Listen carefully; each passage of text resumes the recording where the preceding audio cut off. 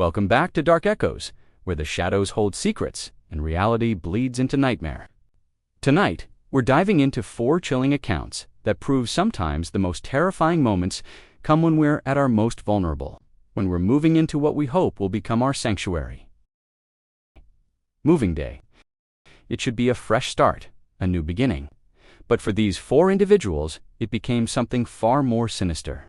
These are their stories, told exactly as they happened. Names have been changed to protect privacy, but every detail remains unchanged. Story 1. The Previous Tenant. Our first story comes from Sarah, a 28-year-old graphic designer who thought she'd found the perfect studio apartment in downtown Portland. The rent was reasonable, the neighborhood was safe, and the landlord seemed eager to get her moved in quickly. Too eager, as it turned out. Sarah signed the lease on a Thursday and arranged to move in that Saturday morning. She arrived at 9 a.m. with her moving truck, excited to start this new chapter of her life. The building was a converted warehouse from the 1920s, all exposed brick and industrial fixtures. Charming, she thought, as she climbed the narrow staircase to the 3rd floor. The landlord, Mr. Chen, met her at apartment 3B with the keys. He seemed nervous, constantly checking his watch and glancing down the hallway. When Sarah asked about the previous tenant, he gave a curt response. She moved out suddenly. Personal reasons. The apartment was empty, just as promised. But something felt off. The air was stale, heavy with an odor Sarah couldn't quite identify. Sweet, but rotten, like flowers left too long in water. She chalked it up to the building's age and poor ventilation. The first few hours of moving went smoothly. Sarah's friends helped carry boxers up the 3 flights of stairs, and by noon, most of her belongings were inside. That's when things started getting strange. While unpacking in the bedroom, Sarah found something behind the radiator. A small pile of women's jewelry, rings, a bracelet, and a necklace with a heart-shaped pendant engraved with "Forever Yours."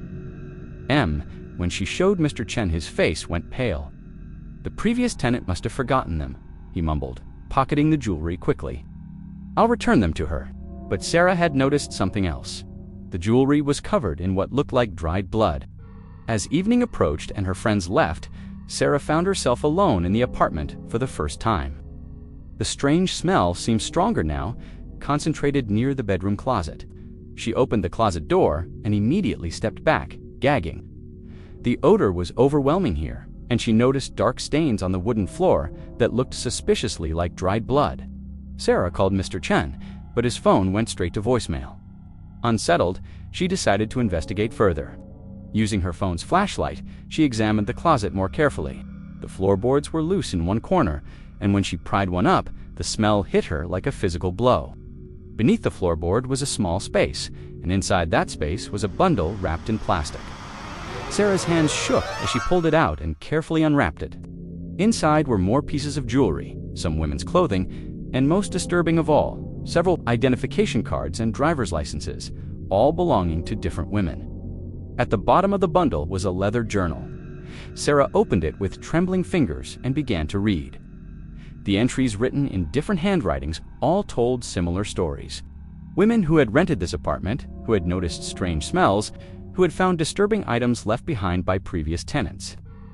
The final entry, dated just 2 weeks earlier, was written in shaky handwriting. He's coming back tonight. I can hear his key in the door. I've hidden this journal, hoping someone will find it. My name is Maria Santos. If something happens to me, tell my family I love them. The landlord isn't who he says he is. He never was. Sarah's blood ran cold as she heard footsteps in the hallway outside her apartment. Slow, deliberate footsteps that stopped right outside her door. She heard the soft scrape of a key being inserted into the lock. But Sarah had changed the locks that afternoon, a precaution her father had always insisted on when moving to a new place. The key didn't work. The person outside tried again, more forcefully this time. Then came the knocking. Sarah, Mr. Chen's voice called through the door. I need to check something in the apartment. Building maintenance. Sarah stayed silent, clutching her phone. The knocking became more insistent. Sarah, I know you're in there. Open the door. His voice had changed. Gone was the nervous, apologetic tone from earlier. This voice was cold, commanding, dangerous. Sarah called 911, whispering into the phone. The dispatcher told her to stay on the line and that units were being dispatched, but the knocking had stopped, and the hallway had gone silent. 20 minutes later, police arrived to find Sarah barricaded in her bedroom, still clutching the journal and the bundle of evidence. Mr. Chen was nowhere to be found, but the investigation that followed uncovered a horrifying pattern. The man calling himself Chen had been using various identities to rent apartments to young women living alone. He would keep copies of their keys and return weeks or months later when they felt safe and settled.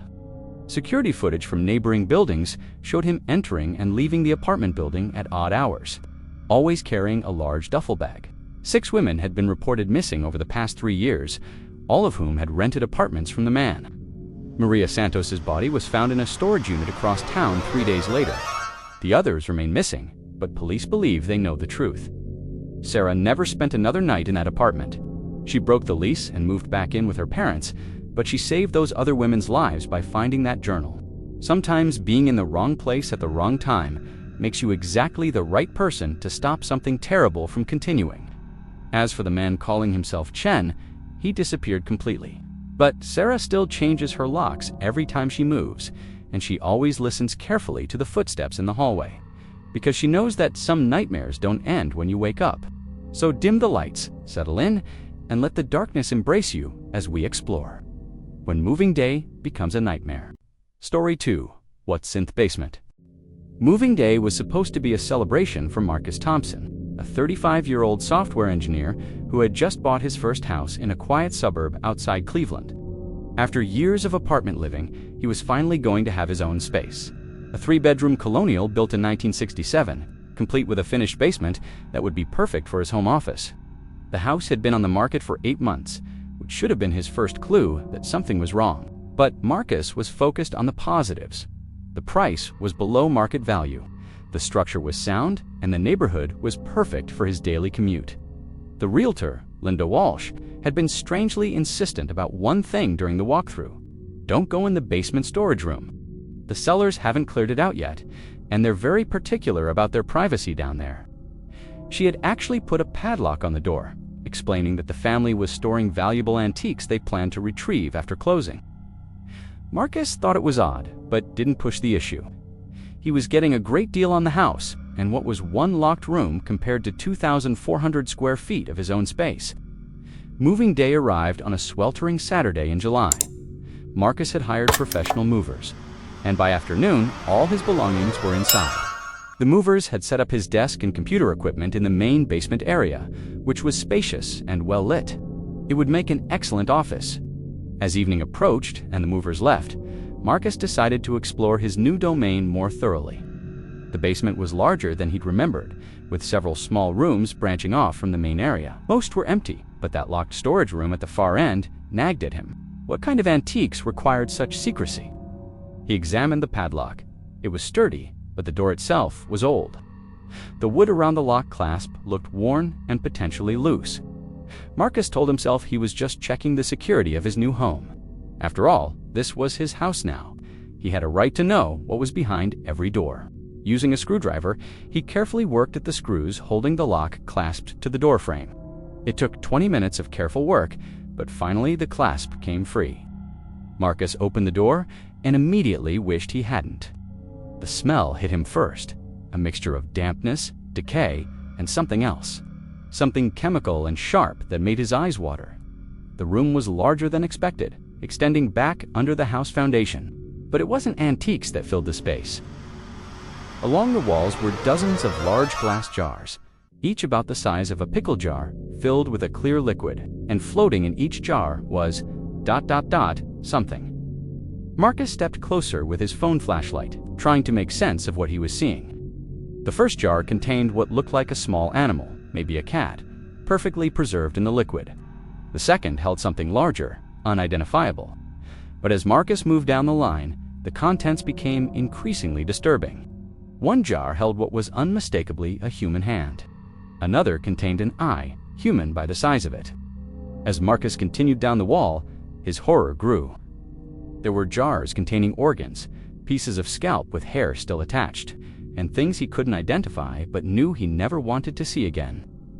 At the far end of the room was a metal table with leather restraints still stained with something dark. Above it, surgical instruments hung from hooks on the wall, all meticulously clean and organized. Marcus backed toward the door, his hands shaking as he tried to process what he was seeing. That's when he noticed the photographs. Dozens of them tacked to a bulletin board near the entrance. All showed people, men, women, teenagers, in various states of distress. Some were bound to the metal table. Others showed the progression of experiments. The bottom of the bulletin board was a notebook. Marcus opened it with trembling fingers and immediately regretted it. The pages contained detailed notes about procedures, observations about pain tolerance, and sketches of human anatomy with clinical annotations. The handwriting was neat, methodical, scientific. The final entry was dated just 3 weeks ago. Subject 47 showed remarkable resilience. Procedure lasted 6 hours before termination. Specimens preserved in jars 34 to 38. Note new resident moves in Saturday. Must retrieve equipment and samples by end of week. Cannot risk discovery. Marcus dropped the notebook and ran for the stairs, pulling out his phone to call 911. But as he reached the main basement area, he heard something that made his blood freeze. A car door slamming in his driveway. Through the basement window, he could see a van parked behind his car.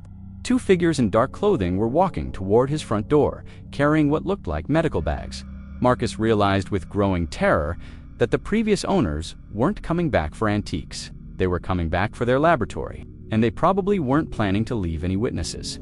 He crept up the basement stairs and peered through the kitchen window. One of the figures was picking the lock on his front door with practiced efficiency. The other was walking around the house, probably checking for other entrances. Marcus's mind raced. His car keys were upstairs, but these people were already inside the house. His phone had signal, but how long would it take police to respond? And what if these people had planned for that possibility? He made a decision that probably saved his life. Instead of trying to escape or hide, Marcus went back to the basement storage room and began systematically destroying everything he could.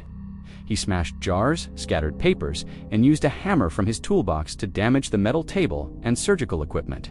They knew he was there, but Marcus kept destroying everything in that horrible room, even as the footsteps grew closer to the basement stairs. When police finally arrived, Marcus had managed to call them while smashing jars. They found him barricaded in the storage room, surrounded by broken glass and scattered papers. The 2 intruders had fled when they heard the sirens, but not before Marcus got a clear look at their faces. The investigation revealed that the house had been owned by Dr. Robert and Helen Cartwright, a retired couple who had been conducting illegal medical experiments in their basement for over a decade. Dr. Cartwright had lost his medical license years earlier for unethical research practices, but that hadn't stopped him from continuing his work in private. The remains found in the jars were matched to 17 missing persons cases dating back 8 years. All had been homeless individuals or runaways, people whose disappearances wouldn't be immediately investigated. The Cartwrights were arrested 2 weeks later at a motel in Arizona. They're now serving life sentences without parole. The house was demolished 6 months later, despite Marcus's ownership of the property. The city declared it a public health hazard and condemned the entire structure. Marcus never lived in another house with a basement. He moved to a high-rise apartment where he could see every corner of his living space, because he learned that sometimes the most dangerous secrets are hidden in plain sight behind locked doors that we're told not to open. And sometimes, curiosity doesn't kill the cat. Sometimes, it saves your life. Story 3. The Helpful Neighbors. When Jessica and Tom Bradley moved into their dream house in the suburbs of Phoenix, they couldn't have asked for better neighbors. The Hendersons, an elderly couple who lived next door, appeared at their front door within hours of the moving truck's arrival, bearing homemade cookies and warm smiles. "Welcome to the neighborhood," Mrs. Henderson had said, her silver hair perfectly styled despite the Arizona heat. "We're so glad to have young people moving in. The last family left so suddenly." Mr. Henderson nodded gravely. Terrible shame. They seemed like such nice farms. The Bradleys were charmed. In their previous apartment complex, they'd barely known their neighbors' names. Here, the Hendersons offered to help with anything they needed, from recommending local services to watering their plants when they traveled. Over the first few weeks, the relationship grew closer. The Hendersons would stop by with fresh vegetables from their garden, always staying for coffee and conversation. They shared stories about the neighborhood history, pointing out which houses had been burgled, which residents to avoid, and which areas were safest for evening walks. "You really should install a security system," Mrs. Henderson suggested one afternoon. "There have been several break-ins recently. We worry about you too." Tom thanked her for the concern, but mentioned they were on a tight budget after the house purchase. The next day, Mr. Henderson appeared with a business card. "My nephew runs a security company," he said. "Family discount. He'll give you the best system for half the normal price." The nephew, Dale, arrived that weekend. He was a thin, nervous man who spoke in whispers and avoided eye contact, but his price was indeed reasonable, and the system he installed was comprehensive. Cameras, motion sensors, door and window alarms, and a central monitoring panel. "Your neighbors really care about you," Dale mumbled as he finished the installation. "They specifically requested the deluxe package. Said they wanted to make sure you were protected." That night, Jessica felt safer than she had since moving in. The red light on the alarm panel glowed reassuringly in the darkness, and she could see the small camera lights blinking in each room. But a week later, strange things began happening. Jessica started noticing that items in their house were slightly out of place when she came home from work.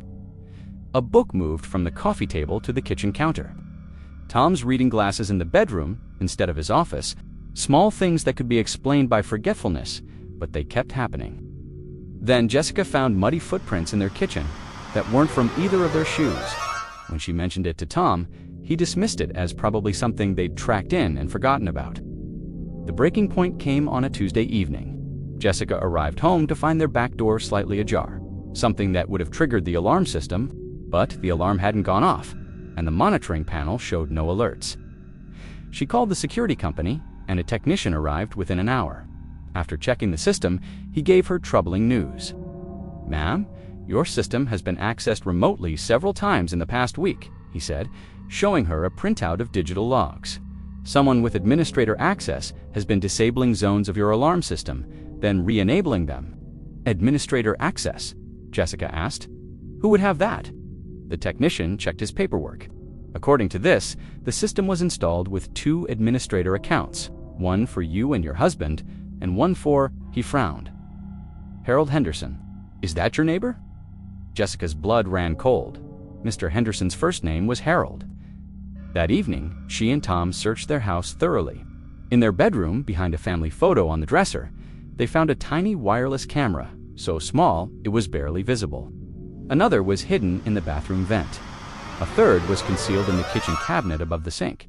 They called police immediately, but when officers arrived, they discovered something even more disturbing. The cameras weren't just recording, they were transmitting live feeds. The signal was being received next door at the Henderson house. A search warrant was obtained that night, and what police found in the Henderson house was deeply disturbing. Harold and Marge Henderson had been running a sophisticated voyeurism operation for over 15 years. Their basement was filled with recording equipment and monitors, showing live feeds from at least 12 different houses in the neighborhood. They had been targeting new residents, befriending them, and then using various methods to gain access to their homes. Sometimes it was through gift security systems like the Bradleys received. Other times they would volunteer to house sit or hold spare keys for emergencies. The couple had thousands of hours of recorded footage of their neighbors' private lives. Organized by family and labeled with disturbing detail, they had recordings of people sleeping, bathing, having intimate moments, all captured without consent and stored like some sick library. But the investigation revealed something even worse.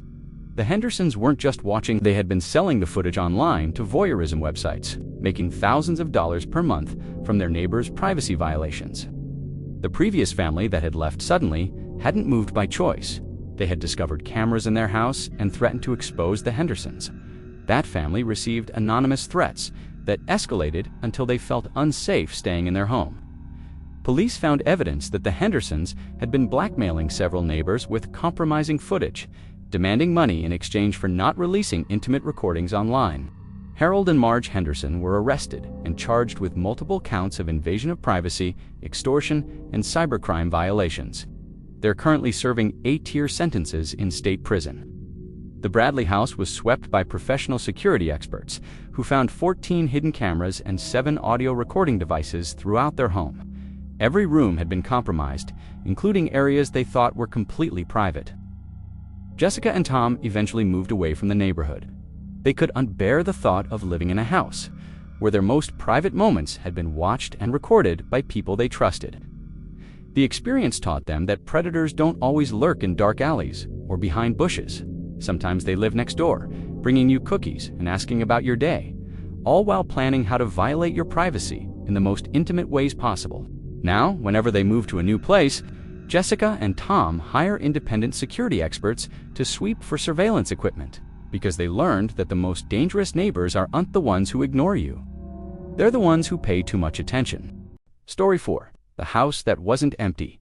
Our final story comes from David Chen, a 31-year-old teacher who thought he'd found the perfect house in a quiet neighborhood in Salem, Oregon. The Victorian-era home had been abandoned for 2 years after the elderly owner died, and David got it at an estate sale for a fraction of its market value. The realtor had been upfront about the house's condition. "It needs work," she'd said, "but the bones are good. Just needs someone willing to put in the effort to bring it back to life." David was exactly that someone. He'd grown up helping his contractor father renovate houses, and he saw potential where others saw problems. The house had beautiful original woodwork, high ceilings, and character that modern homes couldn't match. Moving day was scheduled for a Saturday in October. David had arranged for a moving truck, but since he was single and most of his friends were busy, he planned to do most of the work himself over the weekend. He arrived at the house at 8 a.m., keys in hand, ready to start his new life. The previous owner, Margaret Dalton, had died in her sleep 2 years earlier. Her relatives lived out of state and had left the house sitting empty. While they dealt with estate issues, the first thing David noticed was how clean the house was. For a property that had been abandoned for 2 years, there was surprisingly little dust or debris. The realtor had mentioned that the estate had hired a cleaning service, but this looked almost lived in. David started bringing in boxes from his truck, stacking them in the front hallway. The house felt welcoming, with afternoon sunlight streaming through the original stained glass windows. He could picture himself living here, maybe starting a family someday. By noon, he'd moved about half his belongings inside. He decided to take a break and explore the house more thoroughly. The downstairs was exactly as he remembered from the walkthrough: living room, dining room, kitchen, and a small bathroom. Everything was in good condition, just dated. Upstairs were 3 bedrooms and a full bathroom. David had claimed the master bedroom for himself, with its beautiful bay window overlooking the garden. The other 2 rooms would be a guest room and a home office. As he walked through the master bedroom, planning where his furniture would go, David noticed something odd. There was an indentation in the carpet near the window, as if someone had been sitting there regularly. The carpet around it was slightly worn, suggesting long-term use. In the master bathroom, David found a water glass on the counter. It was clean, but there was still a small amount of water in the bottom. Fresh water, not the stale residue you'd expect from 2 years of abandonment. Puzzled, David went back downstairs and called the realtor. Her phone went to voicemail, so he left a message asking about the cleaning service and whether anyone had been checking on the property regularly. He continued moving his belongings, but the small details kept nagging at him. In the kitchen, the refrigerator was plugged in and running, though it was completely empty. The utilities had been turned on for his arrival, but who had plugged in the refrigerator? As evening approached, David decided to spend his first night in the house. He'd brought an air mattress and sleeping bag, planning to rough it until his bedroom furniture arrived. He ordered pizza for dinner and ate it sitting on boxers in the living room, feeling accomplished despite the strange details he'd noticed. Around 10 p.m., as David was settling in for the night, he heard something that made him freeze. From somewhere upstairs came the sound of footsteps. Slow, deliberate footsteps walking across the floor above his head. David grabbed a flashlight and cautiously climbed the stairs. The footsteps had stopped, but as he reached the top landing, he heard something else: the soft sound of a door closing. He checked each room upstairs, but they were all empty, exactly as he'd left them. All the doors were open except for one. The guest bedroom door was now closed. David was certain he'd left it open. He opened the door and shined his flashlight inside. The room was empty, but something was different. There was a slight indentation in the carpet, as if someone had been standing there moments before. David searched the entire house, checking every closet, every corner, every possible hiding place. He found nothing, but the feeling of being watched was overwhelming. He barely slept that night, jumping at every sound the old house made. The next morning, David convinced himself it had been his imagination. Old houses make noises, and he was probably just on edge from sleeping in an unfamiliar place. He continued unpacking, determined to make the house feel like home. But throughout the day, small things kept happening. A door he was sure he'd left open would be closed when he returned to a room. Items he'd placed in specific locations would be moved slightly. Once he could have sworn he heard someone humming softly from the kitchen, but when he investigated, no one was there. That evening, David decided to solve the mystery once and for all. He set up his laptop to record video in the master bedroom, angling it to capture most of the room. If someone was in his house, he was going to catch them on camera. Around 2 a.m., David was awakened by the sound of his laptop chiming. The motion detection software he'd installed had been triggered. His heart pounding, he checked the recording. What he saw made his blood run cold. At 1:47 a.m., a figure had entered the frame, an elderly woman in a faded nightgown, moving with the slow, careful steps of someone advanced in age. She walked to the bay window, sat down in the exact spot where David had noticed the carpet indentation, and simply waited. The woman sat there for nearly an hour, occasionally looking around the room, sometimes seeming to look directly at David as he slept.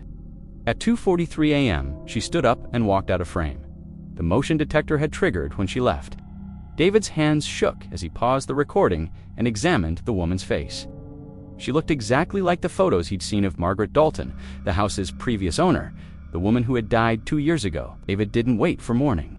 He packed his essential belongings and left the house immediately, driving to a nearby hotel. From there, he called the realtor and demanded an explanation. What he learned was disturbing, but not supernatural. Margaret Dalton had indeed died 2 years earlier, but she had a twin sister, Martha, who suffered from severe dementia. Martha had been living in a care facility, but had escaped several times, always returning to her sister's house. The care facility had been searching for Martha for 3 weeks. She had somehow made her way back to the house and had been living there, surviving on food from neighbors who didn't know she wasn't supposed to be there. Her dementia made her believe the house was still her home and that she was still living with her deceased sister. The indentations in the carpet, the running refrigerator, the small signs of occupancy, they were all evidence of Martha's presence. She had been living in the house the entire time David was moving in, hiding during the day and emerging at night when she felt safe. The water glass, the moved items, even the humming David had heard. It was all Martha, an elderly woman with dementia, trying to maintain some semblance of the life she remembered in a house that was no longer hers. Martha was safely returned to her care facility, where she received better supervision and security to prevent future escapes. David eventually moved into the house and lived there for several years without incident, but the experience taught him that sometimes the things that go bump in the night are unsupernatural at all. Sometimes they're just human beings, lost and confused, trying to find their way back to a place that once felt like home. The scariest thing about David's story isn't that he was sharing his house with someone he didn't know. It's that Martha, in her confused state, was probably just as frightened as he was, wondering why a stranger was moving into her sister's house and why no one seemed to recognize her anymore. Sometimes the most frightening encounters are also the most heartbreaking. For stories, for moving days that became something far darker than anyone expected. Each of these accounts reminds us that our homes, the places we retreat to for safety and comfort, can harbor secrets we never imagined. Sarah discovered that her landlord was a predator who had claimed multiple victims. Marcus found that his new house had been used for unspeakable experiments. Jessica and Tom learned that their helpful neighbors were violating their privacy in the most intimate ways possible. And David encountered a lost soul trapped between past and present, unable to understand that home was no longer where she remembered it. These stories teach us to trust our instincts when something feels wrong, to ask questions when details don't add up, and to remember that sometimes the most dangerous people are those who appear most helpful and trustworthy. Moving day should be a celebration of new beginnings. But as these 4 individuals learned, sometimes those new beginnings come with a price. And sometimes that price is higher than anyone should have to pay. Thank you for joining me tonight on Dark Echoes. If you have a story you'd like to share, you know where to find me. Until next time, keep your doors locked, your instincts sharp, and remember, not all nightmares end when you wake up. Sweet dreams.